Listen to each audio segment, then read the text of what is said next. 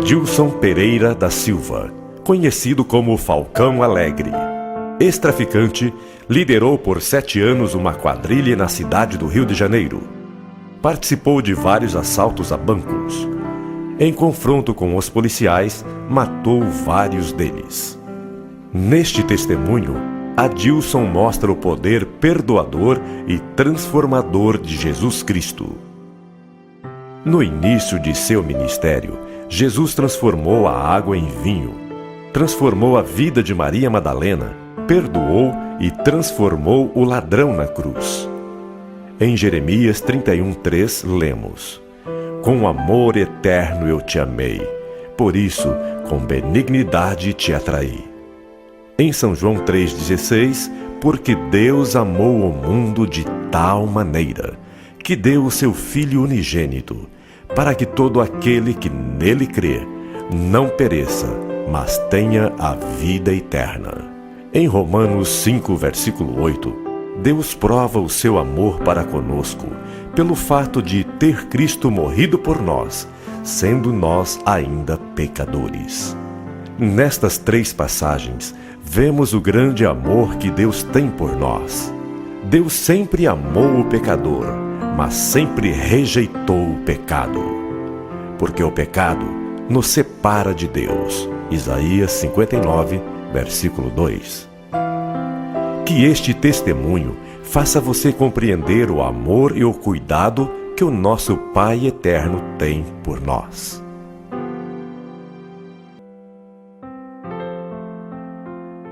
Eu nasci no dia 9 de maio e meus pais brigavam muito, a ponto de se separarem. Minha mãe, vendo que não tinha condição de ficar comigo, me colocou no colégio interno. Desde o colégio interno, fui crescendo, fui desenvolvendo, e quando eu cheguei à idade aproximadamente de uns 5 anos de idade, me tornei um garoto muito arteiro, bagunceiro, e as freiras, ao me ver, começavam a falar para mim: você é bagunceiro, você é arteiro, você é um demônio, você é um capeta. Quando você crescer, você vai ser um ladrão, um assassino. E começou a falar muitas coisas, que eu seria um traficante e um viciado. E aquilo foi enchendo muito a minha cabeça, eu sempre ouvindo aquilo, e aquilo me deixava muito irado. E um dia minha mãe foi me visitar, falei: mãe, me tira desse colégio, porque as freiras só me chamam de capeta, demônio. Diz que quando eu crescer, você é ladrão e assassino. Minha mãe não dava muita importância. Ao chegar aos 7 anos de idade aproximadamente, eu estava no refeitório e um garoto resolveu brincar comigo, de tirar o prato na hora que eu ia conduzir o garfo ao prato. E nisso eu fiquei irado, peguei a faca e comecei a esfaquear aquele garoto. E as freiras vieram, os padres, e me tiraram a faca. E me colocaram num quarto escuro e durante 20 dias tive que ficar lá, à base de pão e água. E todas as manhãs elas entravam no quarto, jogavam vários caroços de milho e faziam com que eu me ajoelhasse ali em cima. Eu deveria ficar aproximadamente meia hora ajoelhado em cima de vários caroços de milho. E eu chorava muito, achava penoso aquele castigo, e de vez em quando elas me davam uma chicotada. No dia de uma visita, eu chamei minha mãe e falei: mãe, me tire deste colégio, porque as freiras me batem, castigo. Olha só o que elas fizeram comigo. Eu tirei a camisa e minha mãe ficou apavorada pelas marcas que estavam nas minhas costas. Chamou a madre superiora e perguntou a ela: foram vocês que fizeram isso com meu filho? E ela disse para minha mãe: não, que não foram elas que fizeram aquilo. Por eu ser um garoto muito arteiro, bagunceiro, eu estava jogando bola e os garotos, vendo que eu era bagunceiro, se juntaram em cima de mim e me deram uma surra. E minha mãe virou para mim e disse assim: você está mentindo, né? Então me traz um chicote. E minha mãe me deu uma surra. E eu fiquei pensando: se eu falo a verdade eu apanho, se eu falo mentira eu apanho. E dali em diante passei a ter ódio da minha mãe. Ela tinha ódio das freiras, dos padres, pelos tratos que eu vinha tendo naquele colégio. Então foi se passando, e próximo ao meu aniversário, minha mãe virou para mim e disse assim: filho, daqui a alguns dias você vai completar 8 anos de idade. Qual o seu maior desejo? Primeiro é que a senhora me tire desse colégio, que eu considero esse colégio um inferno. E segundo, que eu gostaria de conhecer o meu pai. A senhora, quando vem aqui me visitar, nunca traz meu pai, nem pelo menos traz a fotografia dele. E eu fico sentido com isso. Minha mãe virou para mim e disse assim: filho, não se preocupe. No dia do seu aniversário, no dia 9 de maio, eu vou tirar você deste colégio, eu, você e seu pai vamos morar juntos. E eu fiquei feliz da vida porque eu ia sair daquele colégio e também, pelo outro lado, eu ia poder conhecer o meu pai. Minha mãe, no dia do meu aniversário, dia 9 de maio, ela me tirou daquele colégio. E Ao chegar no bairro de Padre Miguel, no Rio de Janeiro, ao descer da condução, minha mãe virou para mim e disse assim: filho, você está vendo aquele homem ali, distante, correndo de braços abertos? Eu digo: estou. Corra, que aquele homem que vem correndo é o seu pai. E agora comecei a correr, feliz da vida, porque eu ia poder abraçar o meu pai, que tanto almejava vê-lo. Ao faltar 20 metros aproximadamente para nós nos abraçarmos, eu percebi que veio muitos policiais. E eles começaram a dar rajada de metralhadora no meu pai. E meu pai, sendo perfurado pelas balas, fazia sinal para mim parar, mas naquela ansiedade de querer abraçá-lo, não parei. Mas os policiais pararam de atirar, e meu pai cambaleou alguns passos, chegou a me abraçar e só disse uma palavra: filho, e caiu comigo no chão. E eu, desesperado, comecei a gritar: pai, pai, pai, pai, e nada. Nunca ter visto uma pessoa morta, seria a primeira vez aquela cena que eu estava vendo meu pai, uma pessoa morta. E eu olhava para minha mãe não falava nada. Eu olhava para os policiais não falavam. E eu voltava a gritar desesperadamente, sacudindo o corpo do meu pai. E um dos policiais, vendo a minha aflição, me pegou pela camisa, me jogou longe, apontou na arma para mim e disse: garoto, vê quando crescer você não se torna igual a esse, que o seu fim vai ser o mesmo. Agora eu olhei para minha mãe, olhei para os policiais, ninguém falava nada. Minha mãe pegou, me abraçou e disse: filho, vamos sair daqui. Quando você crescer, eu vou explicar tudo o que aconteceu com seu pai. Só que dali, já fui direto para o hospital. De tanto gritar, eu arrebentei as cordas vocais. Minha mãe me levou para o hospital e eu fiquei internado naquele hospital 6 meses. Ao minha mãe me tirar do hospital, ela virou para mim e disse assim: filho, eu não tenho condição de ficar com você, porque eu trabalho e o meu patrão não permite eu ficar contigo em casa. Infelizmente, vou colocar você no colégio de novo. Eu supliquei, por favor, para que minha mãe não me colocasse de volta para aquele colégio.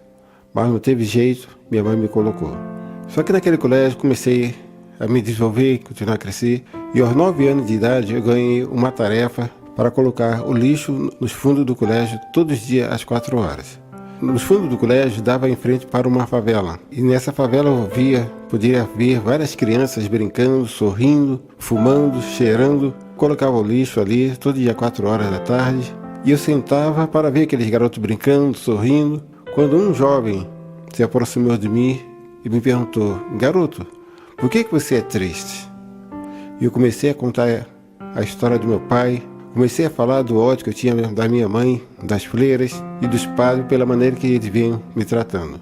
E ele virou para mim e disse assim: garoto, deixa de ser bobo.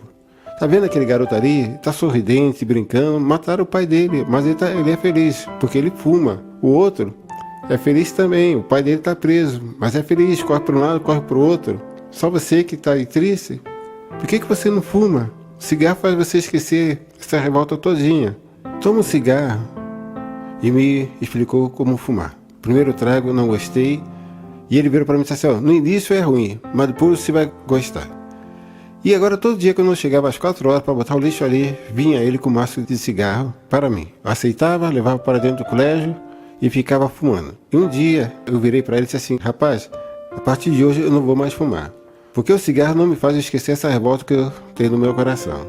E ele veio para mim e disse assim: não se preocupe, vou fazer o seguinte com você, vou te dar uma coisa melhor do que o cigarro, que foi a maconha. Me ensinou como fazer o cigarro de cada pacote de maconha.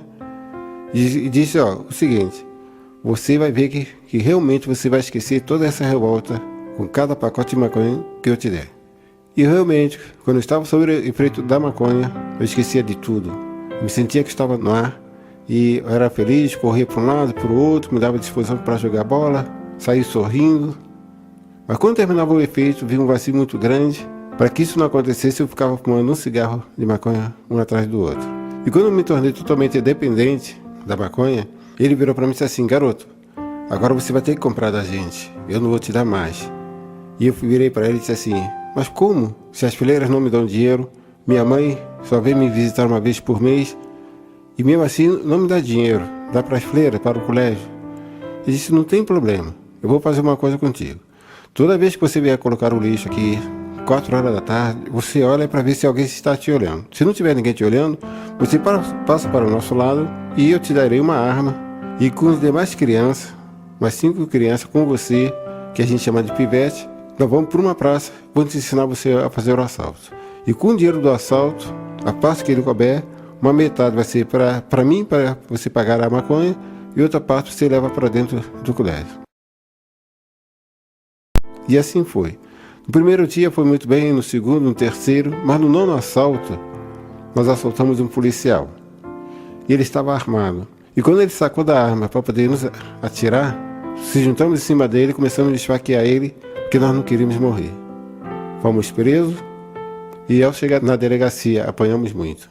Como o nosso colégio tinha convênio com a FUNABEM, nos levaram de volta para o colégio para me aguardar o julgamento no próprio colégio. E ao chegar no colégio, os padres, as freiras viraram para mim e disseram: "Tá vendo? Eu não te falei que quando você crescer você vai ser um ladrão, um assassino, um traficante, um viciado? Agora eu tô sabendo que você todo dia às 4 horas você anda fugindo do colégio, pega uma arma, vai para a praça assaltar as pessoas e agora já matou. E você anda trazendo droga para dentro do colégio para usar. O que aconteceu com seu pai vai acontecer com você também." E eu comecei a ter ódio, me deu vontade de agredir aquela pessoa que estava falando essas palavras para mim. Mas infelizmente eu não podia ficar sem a droga. Fugia do colégio, juntava com outro grupo de pivete para assaltar as pessoas na rua. Até aí fui preso algumas vezes, mas aos 12 anos de idade, infelizmente eu já tinha matado 11 pessoas por causa das drogas e dos assaltos. Fugi do colégio e fui ao encontro da minha mãe. Minha mãe disse que não tinha condição de ficar comigo. Então eu saí de casa e quem me adotou foi um traficante. E ele disse assim para mim: "Garoto, você está ficando um garoto muito alto, você tem que aprender a lutar contra os policiais. Vou te levar você para uma academia de um amigo meu, para que ele te ensine a lutar capoeira, karatê e judô." Ao chegar nessa academia, o dono da academia era um outro viciado. E ele me perguntou: "Como é que você vai pagar a academia?" Eu falei: "Não sei." Ele disse: "Não tem problema. Eu sei que você é um viciado, você anda assaltando as pessoas na rua para comprar droga. Então você faz o seguinte: toda vez que você vier para cá, você me traz 2 trocentas de maconha que fica a pagar a tua aula e eu te dou aula de judô, karatê e capoeira separado dos demais alunos." E assim eu fazia, assaltava as pessoas na rua, comprava droga e levava para ele e ele me ensinava todos os golpes que eu queria aprender. Um dia ele virou para mim e disse assim: "Daqui a alguns dias vai ter campeonato de capoeira para infanto juvenil para todo o Brasil. Eu não vejo ninguém melhor do que você para representar a academia. Mas se você aceitar representar a academia, você não precisa mais trazer maconha para mim. Eu me proponho a te dar aula extra para te preparar para você participar desse campeonato. E se você vencer, você vai para a Bahia para disputar com todos os capoeiristas de cada estado. E o vencedor de cada estado vai para a África disputar o Mundial." E assim ele fez. E no dia marcado, nós estávamos no Maracanãzinho e se inscreveram aproximadamente 180 academias de capoeira. Da competição nós teremos em primeiro lugar. Fui para a Bahia para disputar com os demais, com os campeões de cada estado, e lá eu tirei segundo lugar. Nesta época, eu já estava com 14 anos de idade. Por eu achar que eu lutava bem em capoeira, resolvi fazer assalto sozinho. E num desse assalto fui preso. E agora os policiais tentando me colocar dentro do carro, e me batia, me esperneava, mas um dos policiais perdeu a paciência comigo e me deu um tiro na perna. Me levaram para o hospital, fui medicado, depois fui levado para o colégio. E ao chegar no colégio, as freiras viraram para mim e disseram: "Não te falei? Quando você crescer você vai ser um ladrão, um assassino. E se você continuar nesta vida, o que aconteceu com teu pai vai acontecer com você também." E novamente eu fiquei irado com aquelas palavras. Mas acabei fugindo do colégio e num outro assalto fui preso, mas só que dessa vez eu consegui escapar de 2 PM. E quando eu estava fugindo, eu percebi que vinha correndo 2 PM e mais um rapaz civil com a arma na mão. E eu fiquei pensando: agora eu estou frito, porque aquele civil vai querer me perseguir até o fim. Os PM viram que não tinha condição de me alcançar, pararam e voltaram. Mas esse civil me acompanhou até me alcançar. E chegando em determinado lugar, eu parei, porque eu já estava cansado de correr, e eu peguei meu canivete e resolvi encará-lo. E ele virou para mim e disse assim: "Garoto, guarda essa arma, porque eu não sou policial, só apenas estou fingindo." E falei: "Se você não é policial, não é tira, por que está me seguindo?" "Não, você guarda essa arma que eu falo para você depois." Falando: "Só guarda essa arma se depois você guardar a sua." "Ô garoto, você está com canivete e eu estou com 38. E eu virei para ele e disse assim: Só que com esse canivete, infelizmente já matei 4 policiais armados. E você talvez não vai ser o último. Ele diz, não quero saber disso. Só quero conversar com você. E começou a me elogiar. Ele falou assim comigo, você briga bem, você é valente, é corajoso. Depois que ele começou a me elogiar, a falar muitas coisas, de repente ele vira para mim e disse assim, só que você é um cara muito bobo. Vive assaltando as pessoas na rua por causa de droga. Você tem que partir para uma coisa maior. E eu perguntei para ele qual. E ele me respondeu, você tem que fazer parte de uma quadrilha. E tem essa, se você fizer parte de uma quadrilha, você vai ganhar muita droga, muito dinheiro, você vai ficar rico. No primeiro assalto ao banco que você participar, você vai ter condição talvez de comprar até 2 apartamentos. Deixa de ser bobo, ficar assaltando as pessoas na rua com faca, essas coisas todas. Eu sou chefe de uma quadrilha e eu quero que você faça parte da minha quadrilha. Topa? Diante de tudo que ele falou, da proposta que ele fez para mim, eu aceitei em querer fazer parte da quadrilha dele. Ele me levou para o Morro de São Carlos, no Rio de Janeiro, onde a quadrilha dele tem um barraco e ali eles fazem todo o planejamento de assalto, enfim. E ao chegar lá, ele mandou que eu entrasse no barraco e virou para mim e disse assim, garoto, a partir de hoje você nunca mais pode sair da quadrilha, a não ser morto. Vou te mostrar 3 coisas. Ele abriu o primeiro porão e disse, você está vendo essas caixas, esses pacotes? Tudo é maconha, cocaína, LSD. Você tem droga à vontade. O que temos aqui, temos condição de abastecer o Rio de Janeiro por muito tempo. Fechou aquele porão e abriu outro. Você juntando a arma de 10 delegacias do Rio de Janeiro, aquela quadrilha possuía 30 vezes mais. Tinha condição de trocar tiro com a polícia durante 6 horas porque eles tinham caixas e mais caixas de munição. Fechou aquele porão e abriu outro e me perguntou, garoto, você está vendo alguma coisa? Eu digo, não, está tudo escuro. Ele disse, deixa de ser bobo, isso aqui é um túnel. Quando nós estamos cercados pelos policiais, nós entramos dentro desse túnel, vamos sair numa favela ou em alguns outros barracos. É dessa forma que a gente consegue escapar do cerco policial. Depois ele virou para mim e disse assim, garoto, eu vou fazer um teste para ver se você tem condição de fazer parte da nossa quadrilha. Terça-feira, 1h da tarde, nós iremos assaltar um banco. Assim que nós entrarmos no banco, mobilizar todo mundo, vou fazer um sinal para você pular o balcão. No que você pular o balcão, vou apontar a pessoa responsável para abrir o cofre. Você terá 3 minutos para fazer essa pessoa abrir o cofre. E se essa pessoa não abrir o cofre em 3 minutos, eu vou te matar porque você não serve para fazer parte da nossa quadrilha. Terça-feira, 1h da tarde, nós entramos dentro do banco, mobilizando todo mundo. Ele fez o sinal, eu pulei o balcão, apontou a pessoa. E agora eu cheguei para essa pessoa e disse, você só tem 2 minutos para abrir o cofre. Se você não abrir o cofre em 2 minutos, eu vou te matar porque eu não quero morrer. Só que eu tremia muito. E essa pessoa falou assim para mim, você está tremendo tanto que eu aconselho você virar a arma para lá, que você poderá, sem querer, apertar o gatilho. E eu garanto abrir o cofre em menos de 2 minutos. Graças que eu não precisei matá-lo, porque ele abriu o cofre em menos de 2 minutos. Entramos no cofre, pegamos vários malotes de dinheiro e fugimos. O que fazer com tanto dinheiro? Alguma parte do dinheiro foi dividido entre nós e outra parte foi para que nós fôssemos à Colômbia e trouxesse outro carregamento de droga. E agora, ao chegar com o carregamento de droga, o atual chefe mandou que nós assaltássemos carrocinhas de pipoca, sorvete, picolé, fruta e levar para o morro. E tinha um rapaz que era especialista de injetar drogas em picolé, pipocas, sorvete, balas. E agora todo dia, pela manhã, a gente saía, parava na porta de colégio e oferecia para os alunos de manhã, de graça, aquele picolé, aquele sorvete e também aquelas balas e as pipocas. Quando a gente percebia que aquelas crianças estavam totalmente viciadas, a gente pegava a criança, levava para um determinado lugar, colocava a arma na cabeça da criança e dizia, se você não comprar a droga da nossa quadrilha, nós vamos te matar porque é sinal que você está comprando a droga de uma outra quadrilha. Porque nós temos um controle da quantidade de droga que você tem que gastar por semana. E assim a gente fazia constantemente. Certa vez, no 4º assalto a um banco, entramos no banco, conseguimos pegar vários malotes de dinheiro.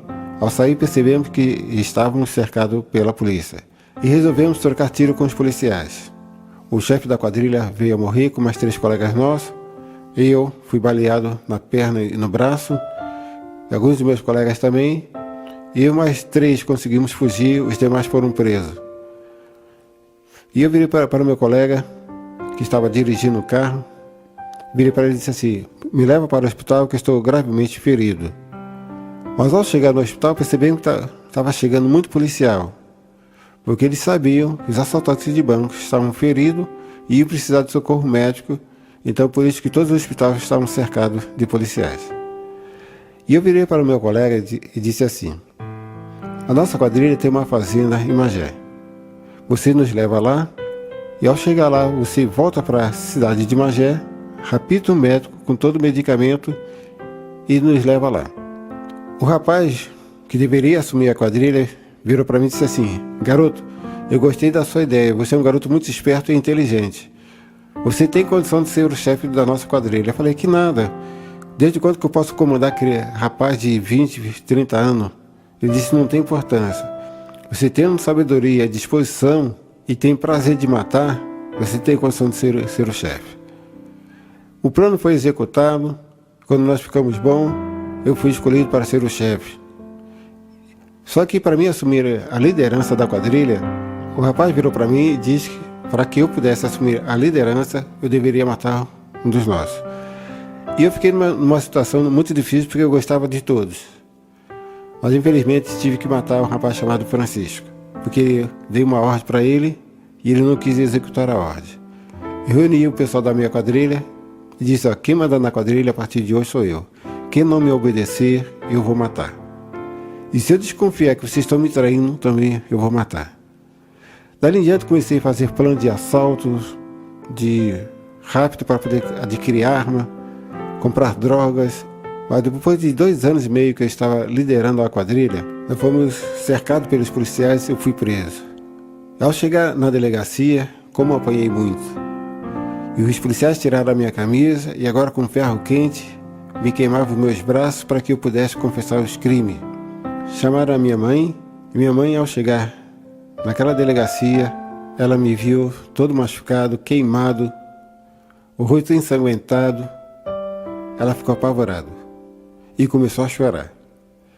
E um dos policiais se aproximou da minha mãe, colocou a arma na cabeça da minha mãe e disse: a senhora é mãe desse cara? A senhora tem que morrer com esse cara, porque esse cara é um monstro. Ele já matou 11 policiais, já matou quase 50 pessoas, já levou muitos jovens para o mundo das drogas. Esse cara tem que morrer e a senhora também. E minha mãe só ficava chorando, olhava para mim e eu fiquei bastante envergonhado porque minha mãe descobriu tudo ao meu respeito. Mas o delegado se aproximou da gente e pediu para que os policiais parassem de fazer aquela tortura comigo. E virou para minha mãe e disse: a senhora tem um filho que é um monstro. Eu vou dar 5 minutos para a senhora conversar com ele. Daqui nós vamos levar ele para uma outra delegacia, porque aqui ele não pode ficar. Porque a quadrilha dele é muito grande e essa delegacia é pequena e tem poucos policiais. E é bem provável que a quadrilha dele tentar libertá-lo. Quem sabe que no caminho nós iremos matar ele. Minha mãe começou a chorar, o delegado saiu, nós ficamos a só. Minha mãe agora se aproxima de mim e diz: filho, agora eu sei quem é você. Você é um assassino, traficante, viciado, chefe de uma quadrilha e traficante. E ela me abraçou, me deu um beijo e disse: filho, eu não vou deixar de ser sua mãe por causa disto. Eu te amo muito. Todo o ódio que eu tinha pela minha mãe acabou ali. E que eu só fazia chorar. Minha mãe só me beijando, abraçando. E acabou o tempo da visita, o delegado veio, tirou minha mãe para fora. Eu fui colocado no camburão e solicitou que 5 policiais fizessem a minha escolta para outra delegacia. Mas percebi que quando o carro andou alguns metros, foi fechado por vários carros. E comecei a ouvir muita gritaria. E as vozes das pessoas que estavam gritando, percebi que eram os meus colegas. E eles me libertaram. E eu peguei e disse para aqueles policiais: vocês nunca mais vão afrontar a mãe de um traficante. Eu peguei a arma, metralhei todos eles, botei o corpo deles dentro do camburão e joguei dentro do mangue ali na Presidente Vargas. Alguns meses depois, eu estava no aterro do Flamengo com 2 garotas, ensinando elas a fumar maconha. Era por volta de aproximadamente meia-noite, quando 5 PMs me cercaram e disseram para mim: cara, você está perdido. Você está com 2 garotas, com bolso cheio de droga, cheio de arma. No mínimo, tu vai pegar 40 anos de prisão. Por formação de quadrilha, por distorção de menor, por tráfico de droga. E começou a dizer os artigos todinho que eu iria responder. Um dos policiais me reconheceu como campeão de capoeira há anos atrás.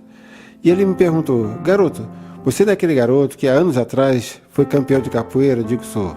Ainda você luta capoeira? Eu digo: luto. Então espera aí. Ele chamou os demais policiais, deixou um tomando conta de mim, cochichou e voltou. Quando voltou, ele me perguntou assim: você está afim de sair desta? Você vai pegar aproximadamente 40 anos? Eu falei: claro que eu estou. Então eu vou fazer um desafio a você.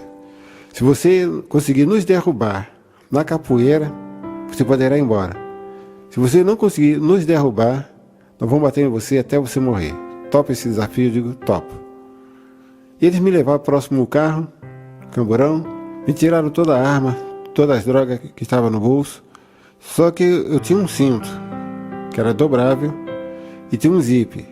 E eu tirei uma droga que é bem conhecida pelos carioca, bolinha da Loló.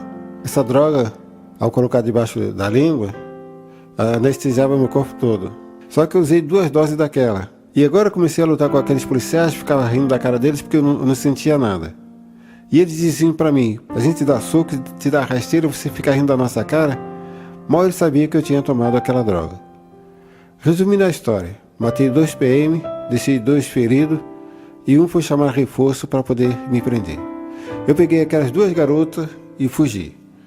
No outro dia estava estampado no jornal esta frase: Falcão Alegre mata 2 PM e deixa 2 fortemente feridos. Então dali diante as pessoas, meus colegas, os policiais só passaram a me chamar de Falcão Alegre.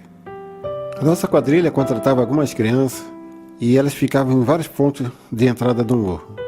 E elas deveriam ficar soltando pipa para nos avisar se vem a polícia. Por exemplo, se ela coloca pipa para o lado direito, estão nos avisando que está subindo uma patrulhinha. Se joga pipa para o lado esquerdo, estão nos avisando que está subindo um camburão. E se a pipa sobe e desce rapidamente, estão nos avisando que o morro está sendo cercado por esses policiais. E fica um outro garoto sentado na porta do barraco, dando o sinal: Falcão, a pipa está indo para o lado direito, a pipa está indo para o lado esquerdo, ou a pipa está subindo e descendo. Então a gente sabia tudo que estava acontecendo lá fora por intermédio dessas crianças. Só que essas crianças ganhavam alguns dinheiro, 5 pacotes de maconha, e os pais dessas crianças sabiam: se elas falhassem, a quadrilha matava. Infelizmente, eu matei 4 dessas crianças que falharam com seus compromissos. Mas um dia, um garoto de lá de baixo fez o sinal que o morro estava sendo cercado pelos policiais. Mas o garoto que deveria dar alarme, ele dormiu. Quando ele acordou, a polícia já estava em frente ao barraco. Mesmo assim, ele deu alarme e o policial o matou por ele ter dado alarme. Nós, mais do que depressa, começamos a guardar tudo. E quando nós guardamos tudo, pegamos a arma, eu tive a infelicidade ideia de abrir a porta. Tinha um PM com a metralhadora na mão. E ele foi descarregando a metralhadora em cima de mim. 6 tiros me foram certeiros. 2 na perna, 2 na barriga, e um no braço, e um pegou de raspão na cabeça. Eu caí no chão. Os meus colegas fecharam a porta e me jogaram para dentro do túnel. Na porta do túnel tinha um prego que rasgou da minha coxa abaixo do joelho. Mesmo assim, eles foram me arrastando assim mesmo. E eu virei para eles e disse o seguinte: cara, me deixa aqui porque eu não vou conseguir chegar do outro lado do túnel. Mas o último elemento que deveria fechar o túnel, ele não fechou. Então os policiais entraram dentro do túnel, me viram deitado, me tiraram. Para a polícia, quando eles conseguem prender um chefe de uma quadrilha, para eles é uma festa. Quando eles me tiraram para fora do túnel, me puseram no camburão, não permitindo que a imprensa se aproximasse, porque eles queriam fazer tudo na surdina. E ao chegar na delegacia, ninguém estava sabendo que eu estava lá. O delegado se aproximou de mim e disse: cara, tu sabe quantos policiais tu já matou? Mais de 15 policiais. Tu sabe quantas pessoas tu já matou sem ser policiais? Uns 40. Sabe quantas pessoas tu já levou para o mundo das drogas? Viciou? Mais de 1.200 jovens, adolescentes e juvenil. Tu tá perdido, Falcão. Mas eu vou fazer uma coisa contigo, Falcão. Se eu pegar a minha arma, colocar na tua cabeça e te matar, você só vai dizer aí e não vai sentir mais dor. Mas eu não vou fazer isso contigo, não. Eu não vou sujar a minha arma derramando sangue contigo. Aqui vai entrar 5 policiais com cacetete na mão. Eles vão te quebrar você todinho. Não vai ficar um osso inteiro em você. Depois que eles te quebrar você todinho, eu vou jogar você numa solitária. Solitária, para quem não sabe, é uma cela 1 por 1. Tem um buraco no meio para você fazer sua necessidade fisiológica. E um chuveiro e a porta totalmente de aço. Tem a portiola para o carcereiro entrar em contato com você e outra portiola lá embaixo para o carcereiro colocar a bandeja. E os policiais entraram e começaram a me bater. E eles me quebraram todo. Depois que me quebraram todo, me jogaram dentro de uma solitária. E ali fiquei por 4 dias. Quinta, sexta, sábado e domingo. Eu não tinha condição de tirar a roupa para fazer minha necessidade fisiológica. Porque meus braços estavam quebrados, as minhas 2 pernas estavam quebradas. Então eu tinha que fazer na própria roupa mesmo. Não tinha como comer. Eu tinha que comer igual cachorro. Porque meus 2 braços estavam quebrados. O rato saía do bueiro, passava por cima de mim e comia a minha comida. Eu cheguei até a dizer para o rato o seguinte: rato, tu é mais feliz do que eu. Olha a minha situação e olha a sua. E quando chegou no domingo à noite, o carcereiro, vendo o meu estado, ele achava que eu estava morto. Quando ele pensou em me tocar para me tirar da cela, para levar para o rabecão, ele percebeu que eu me mexi. Ele tomou um susto e virou para mim e disse assim: Falcão, você é um cara tão ruim, tão ruim, tão ruim, que nem Deus, nem o diabo, nem a morte te quer. Mas eu vou fazer uma coisa contigo. Se você não morrer por esse ferimento, à meia-noite eu vou te matar. E ele começou a falar uma porção de coisa a meu respeito. Falcão, você sabe quantos processos você tem? Você tem 17 processos. Você já matou muita gente. Você já fez tanta crueldade. Tu tem que morrer mesmo. Apesar que eu sou policial e vou te matar meia-noite, eu vou colocar um rádio para você ouvir o programa da minha igreja para dizer que eu nunca preguei o evangelho para você. Mas saiba que meia-noite eu vou te matar. E agora eu fiquei imaginando, pô, se esse cara diz que é evangélico e vai me matar, como fica? E eu virei para ele e disse assim: cara, se um dia eu sair daqui vivo, a primeira pessoa que eu vou matar vai ser você. Que nada, você já está morrendo, já está até podre, você esqueceu só de fechar os olhos e calar essa boca. E colocou o rádio, me trancou de novo na cela, e agora eu estava ouvindo aquele programa. E o pastor usou o versículo Jeremias 29:13. Buscar-me-eis e me achareis quando me buscardes de todo o vosso coração. E o pastor começou a explicar aquele versículo. Esse versículo é um versículo de promessa. Se você buscar a Deus de todo o vosso coração, de todo o vosso entendimento, esse Deus vai aparecer para você e vai te curar, vai te fazer de você uma nova criatura. Eu comecei a duvidar daquele pastor. E falei comigo mesmo: esse pastor é maluco mesmo. Desde quando que Deus vai aparecer para um traficante, para um assassino, para um viciado, para o chefe de uma quadrilha? Esse pastor não sabe o que fala. Depois ele usou aquela passagem de Jeremias 31:3. Com amor eterno eu te amei e por isso com benignidade lhe atraí. E ele começou a falar do amor de Deus. E eu falei: esse pastor é maluco mesmo. Desde quando que Deus me ama? Se Deus me ama, por que ele me jogou aqui? Porque tudo que eu fiz, usei o nome de Deus. Se Deus quiser, eu vou matar fulano, conseguia matar, dizia, graças a Deus que eu consegui matar esse cara. Se Deus quiser, eu vou assaltar um banco, consegui assaltar o banco, dizia, graças a Deus que eu consegui assaltar o banco.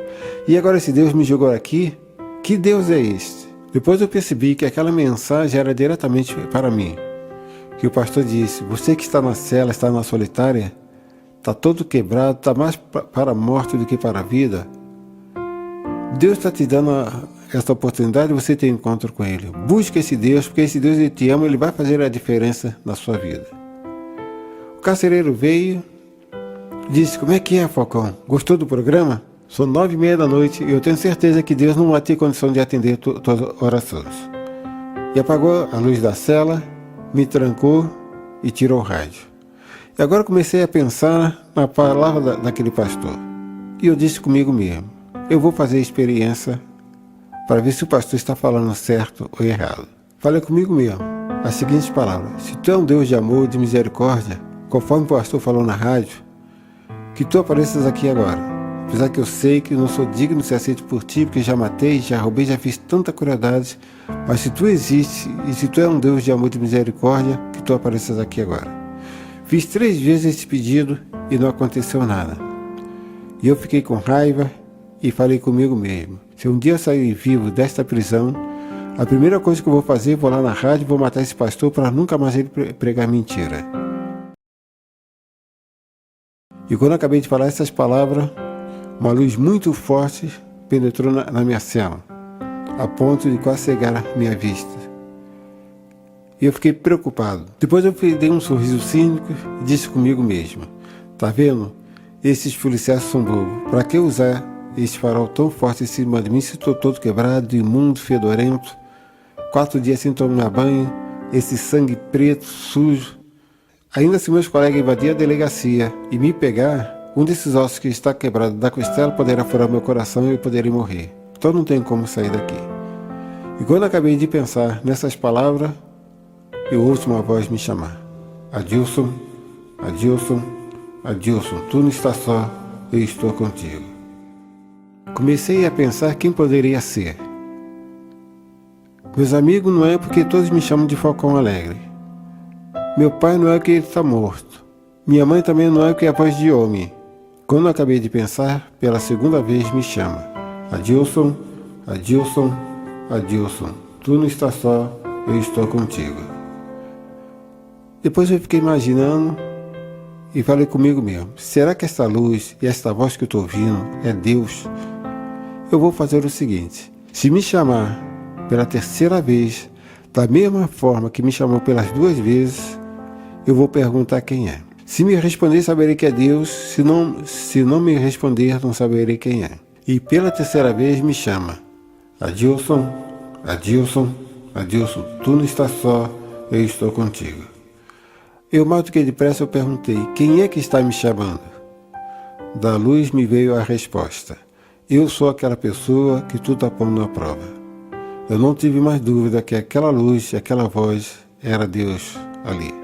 Então eu falei assim para Deus: Senhor, se tu é um Deus de amor e de misericórdia, e se tu realmente me ama, me cura dessa enfermidade, porque de hoje eu não passo. Eu não vi a mão de Deus, mas eu senti uma mão invisível tocar no meu corpo.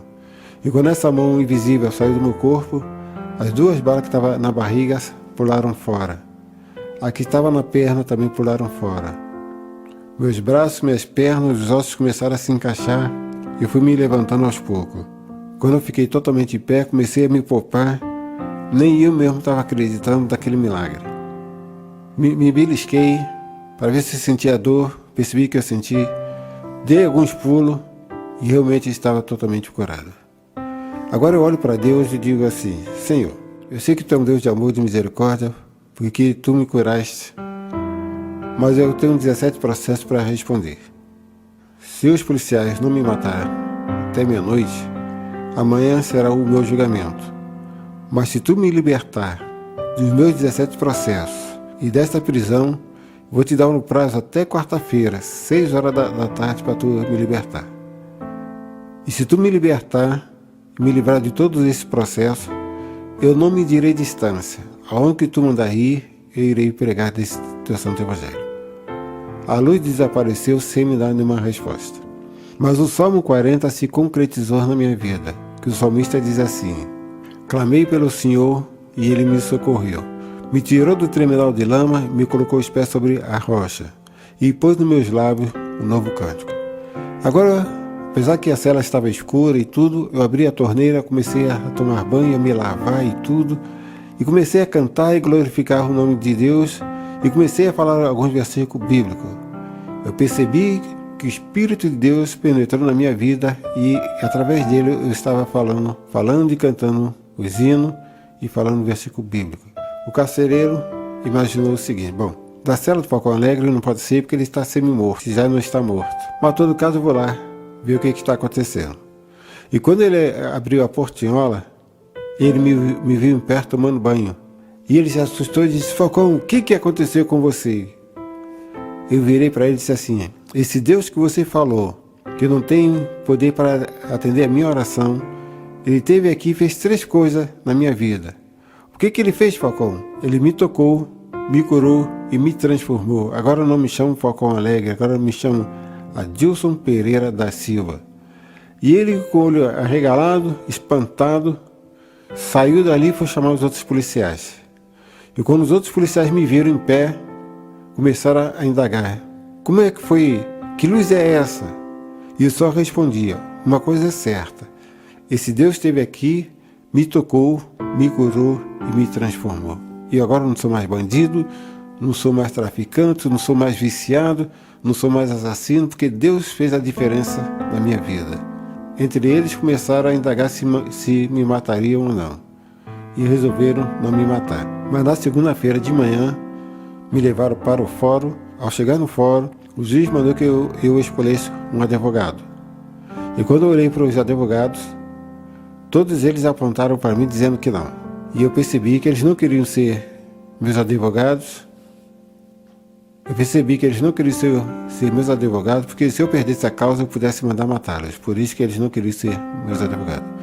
Mas mesmo assim, fui julgado e num processo eu peguei 50 anos de prisão. E agora eu fiquei imaginando, se num processo eu peguei 50 anos de prisão, dirá os outros 16 processos que ainda serei julgado. E para mim, eu fiquei imaginando, para mim será uma prisão perpétua. Me levaram de volta para a delegacia e quando chegou na quarta-feira, o delegado vira para mim e disse, você vai ser transferido hoje às 4 horas da tarde para a penitenciária e lá você vai ser transferido para a Ilha Grande. Mas deu 4 horas, o carro não compareceu, 5 horas nada, 5h45 nada, mas quando faltava 1 minuto para 6 horas, o prazo que eu tinha dado para Deus, me aparece dentro daquela delegacia 3 homens de branco, ternos brancos, sapato branco, gravatas brancas, dizendo que eram meus advogados. Eles eram altos, fortes, 2 louros e um cabelo castanho claro. Fortes, mais alto do que eu. E eles estavam com o induto do juiz, dizendo que eu estava totalmente absolvido. A princípio o delegado não acreditou. E disse para eles, como posso soltar um homem tão perigoso assim? Ele foi condenado, é assassino, é ladrão, é traficante. Como eu posso soltar este homem? Mas aqueles 3 homens começaram a insistir. Depois o delegado veio até minha cela, abriu a porteola e me perguntou, Falcão, você conhece aqueles 3 homens? Eu digo, não. Eles estão dizendo que são teus advogados. Eu falei, não, é mentira, eu não tenho advogados. Porque no fórum, ninguém quis ser meu advogado porque temiam se eu perdesse a causa eu pudesse mandar matá-los. Então ninguém quis ser meu advogado, então eu não tenho advogado. O delegado fechou a porteola, conversou com eles, mas eles insistiram. O delegado telefonou para o juiz confirmou que aquela assinatura era dele e o delegado me libertou. Ao me aproximar a esses 3 advogados, um deles virou para mim e disse assim, Adilson, não fala nada, assina esse documento e mais nada. Dali eles me levaram para uma fazenda em Nova Friburgo, no Rio de Janeiro. Ao chegar lá, aprendi muitas coisas com eles. Fiquei 30 dias com eles ali. Aprendi a guarda do sábado, como me tornar vegetariano, as profecias de Daniel, do Apocalipse. E me ensinaram muitas coisas que me estão me servindo para os dias de hoje. Ao término dos 30 dias, um deles virou para mim e disse assim, Adilson, volta para o Rio de Janeiro, procura uma igreja que guarde os mandamentos de Deus, que tenha fé de Jesus, porque essa é a igreja verdadeira e a menina dos olhos de Deus. E eu perguntei para eles, qual o nome desta igreja? E um deles me respondeu, você vai ter que procurar. Você já sabe tudo, e toda a igreja que você for, você verifica que tem tudo isso que nós te ensinamos. Se não tiver, não pertence à igreja de Deus. Depois o outro vira para mim e disse assim, na delegacia você fez um voto a Deus, procura cumpri-lo. E eu fiquei preocupado porque eu nunca tinha dito a ninguém que eu tinha feito um voto a Deus. E eu fiquei questionando a mim mesmo, como é que ele sabe que eu fiz o voto a Deus se eu nunca falei nem para eles mesmo? Saí dali pensando nisto. Ao chegar no Rio de Janeiro, comecei a procurar emprego. No 3º dia consegui emprego. Trabalhei 1 mês, peguei meu primeiro salário, comprei 3 presentes e fui levá-los para presenteá-lo por tudo aquilo que eles fizeram por mim. Ao chegar na fazenda, percebi que eram outros moradores. E eu comecei a perguntar se ali ainda moravam os 3 advogados. Eles disseram que não. E eu falei para eles o seguinte: eu fiquei aqui 30 dias com 3 advogados e eu vim para trazer 3 presentes para esses 3 advogados. Perguntei se ainda moravam os 3 advogados. O atual proprietário diz que não existem esses 3 advogados e que nesses 3 advogados nunca moraram ali. E eu virei para ele e disse assim: mas eu morei aqui durante 30 dias com esses 3 homens, com esses 3 advogados. Disseram: não, eu nunca saí daqui, como que você pode ter ficado aqui? Eu falei: mas eu fiquei aqui, trabalhei, plantei com eles. Nos fundos da sua fazenda tem muitas coisas assim. Então ele começou a duvidar de mim. E virou para mim e disse assim: me descreva como é que é a minha fazenda para ver se você esteve aqui mesmo. E comecei a descrever tudo que tinha dentro daquela fazenda. E ele virou para mim e disse assim: tudo isso que você falou está certo. Só que você nunca entrou nessa fazenda. Mas para tirar dúvida, me descreva como é a minha casa. E comecei a descrever a casa. A quantidade de quartos, sala, cozinha, copa, os banheiros. E ele disse assim para mim: rapaz, tudo que você falou está certíssimo, só que você nunca entrou na minha casa. E eu virei para ele e disse assim: se eu nunca entrei na sua casa, como é que eu estou falando tudo que tem nela? E ele ficou sem saber. E virou para mim e disse assim: se eu fosse você, eu iria no fórum, pegaria o seu processo, porque ali vai estar o nome dos 3 advogados que assinaram a sua libertação juntamente com o juiz. E assim eu fiz. Ao chegar no fórum, não achei até hoje os meus processos. Comecei a procurar a igreja ao qual aqueles 3 homens me falaram: que guarda o sábado, que guarda os mandamentos de Deus, que crê nas mensagens angélicas. E frequentei várias igrejas. Todas elas que eu frequentei não tinham a verdade a qual aqueles 3 homens me falaram. E um dia, num sábado à tarde, já quase escurecendo, eu resolvi fazer uma oração a Deus. E disse: Senhor, eu sei que tu tem uma igreja verdadeira. Se tu hoje e agora não me mostrar essa igreja, eu infelizmente vou voltar para a indústria do crime. Eu nem cheguei a dizer amém, quando percebi que vinham 2 garotos uniformizados. Até estranhei. Eles vinham com alguns folhetos na mão. Só que eles não falaram comigo, sentaram à minha direita, os 2. E eles começaram a falar sobre anjos. E aquilo me chamou muita atenção. E eu descobri que eram desbravadores porque estava escrito no triângulo do seu uniforme. Eu resolvi fazer uma oração a Deus. Digo: Senhor, se esses garotos que estão uniformizados são desbravadores, pertencem à tua igreja, se eles pertencem realmente à tua igreja, que um deles fale comigo agora. O que mais falava me deu o folheto, me convidando para mim assistir uma série de conferências pelos arautos do rei na igreja adventista. E eu até falei para ele o seguinte: todas as igrejas falam mentira, falam bobagem, mas elas não têm a verdade. Mas o garoto disse assim: mas a nossa igreja fala a verdade, porque nós guardamos os mandamentos de Deus, nós cremos no juiz investigativo. E eu percebi que aquelas respostas que o garoto estava me dando tinha tudo a ver com o que eu aprendi com aqueles 3 homens. E eu aceitei o convite de ir com eles até a igreja. E ao chegar na igreja adventista de Botafogo, fui bem recebido, e ao sentar no lugar, um desbravador sentou à minha direita e outro à minha esquerda. E eles, toda vez que o pastor falava alguma coisa da Bíblia, que eu tinha dificuldade, eles abriam a Bíblia para mim. E quando nós estávamos lá, a mesma luz que eu vi na cela e a voz que eu ouvi na cela me apareceu de novo dizendo: Adilson, Adilson, Adilson, ficai aqui, porque esta é a minha igreja verdadeira e a menina do meu santos olhos. E graças a Deus, para a honra e glória de Deus, nessa igreja eu me batizei e sou membro dela até hoje. Resolvi voltar para minha casa e falei para minha mãe: mãe, agora eu sou crente, sou adventista do 7º dia e sou membro batizado. Minha mãe me proibiu de eu falar de qualquer coisa do Evangelho e da Bíblia e de Deus. Mas através do meu testemunho, poder estudar a Bíblia, estudar a lição e orar.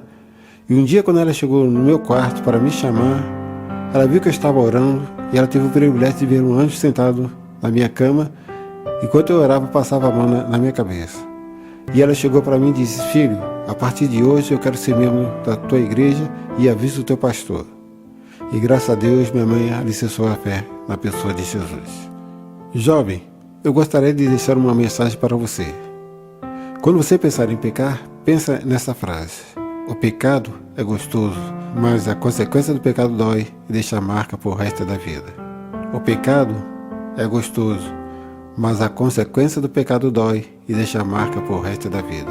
Esta é a minha mensagem para que você possa ter a salvação em Cristo Jesus.